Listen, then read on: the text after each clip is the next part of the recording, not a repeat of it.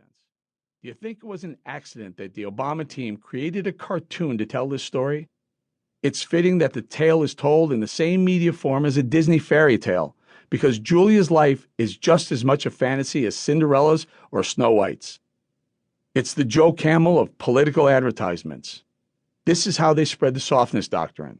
Our government, media, and academia are brainwashing all of us, especially our kids, into being mushy blobs of fragile self-esteem, all in the name of progressivism. As they do with masculinity itself, today's liberals treat grit like an anachronism from a time when people hadn't evolved enough to live in the progressive paradise that they believe is just around every corner. Grit is unnecessary. You don't have to be mentally tough because if you have a problem, a supposedly benevolent government will take care of it for you and take care of you. While this cotton candy philosophy may make sense to sophomore college students and sheltered media elites, those of us who have fought in the trenches of our own lives, the global economy, and the nation's politics know better. You can't save everyone, and when you try to do so, you end up doing much more harm than good. This isn't just a social problem, though it most certainly is that. It is also an economic and national security problem.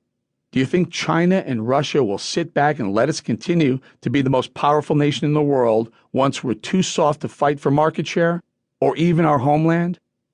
As a nation, we need to toughen up, stop whining, and get to work. Parent trap.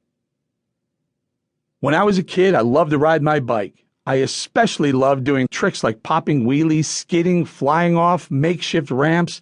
The more dangerous it was, the more fun it was to do. I did it without a parent or an adult supervisor hovering over me pretending to be a guardian angel. I'll put my faith in God's own angels, thank you very much. Getting to ride a bike was my first taste of true freedom. I could go farther, faster, and all on my own than ever before. On my bike adventures, I was my own master, taking on both the joys and responsibilities that freedom demands. I bet a lot of folks reading this book could tell a similar story about riding bikes as kids, the speed, the fun, the freedom of it, juxtaposing this freedom with the bike riding experience of children today. Swaddled in more padding and headgear than an NFL fullback, it's amazing these kids can even get on their bikes, let alone ride them. And when these little plastic and Velcro encased darlings do finally get going on their two-wheelers, you bet your ass they have to stay in specific areas under tight adult supervision. We're so scared of our kids getting hurt, we barely let them out of our sight until they're in their mid to late teens.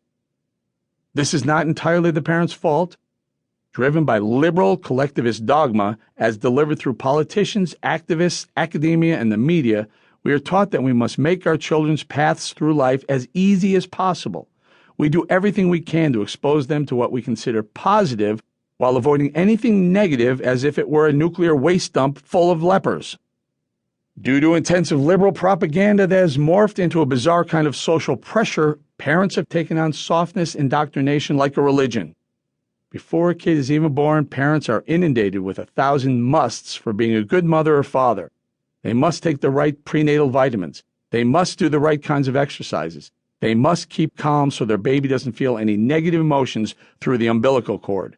They must buy the insanely overwrought and overpriced strollers, cribs, and especially car seats on the market today if they want to keep their kids safe.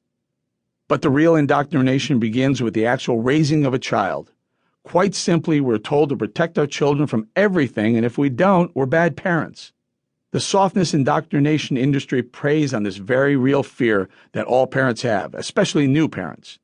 It's disgusting, disingenuous, and it's a major reason why grit is being taken out of the American character. Of course, we all want our kids to be safe, but there is a point of diminishing returns when it comes to safety. If your kids never face any real challenges or dangers when young, they'll have no idea how to handle themselves when they face problems as adults. As so-called millennials join the workforce, the first generation of the ultra coddled to do so, we're seeing examples of just how ill-equipped these kids are to handle the rigors of the real world. Do you think those stories of parents of millennials calling bosses to complain about something on their adult child's behalf are urban legends? Think again. In July 2015, employee dynamics expert Lisa Orrell, CPC, wrote an entire blog post about how widespread this phenomenon is. Orrell wrote,